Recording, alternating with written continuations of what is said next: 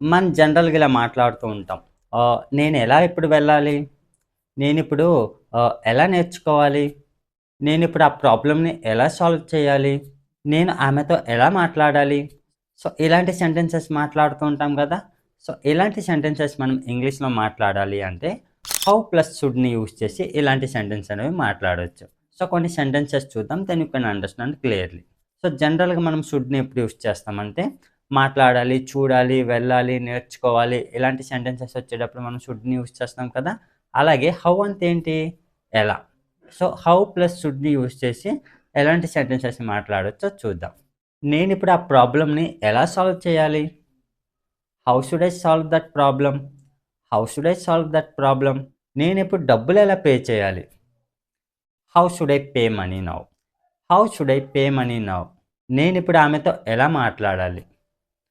How should I talk to her? How should I talk to her? నేనిప్పుడు English ఎలా నేర్చుకోవాలి? How should I learn English? How should I learn English? నేనిప్పుడు అతన్ని ఎలా చంపాలి? How should I kill him? How should I kill him? నేనిప్పుడు వాళ్ళని ఎలా అడగాలి? How should I ask them? How should I ask them? నేనిప్పుడు స్టేజ్ మీద ఎలా మాట్లాడాలి? Comment in the comment box. So, how plus షుడ్‌ని యూజ్ చేసి ఇలాంటి సెంటెన్స్ అనేవి సింపుల్‌గా మాట్లాడొచ్చు. సో, మీకు ఈ టాపిక్ యూజ్‌ఫుల్‌గా అనిపిస్తే లైక్ చేసి సబ్స్క్రైబ్ చేయండి. Thanks for watching.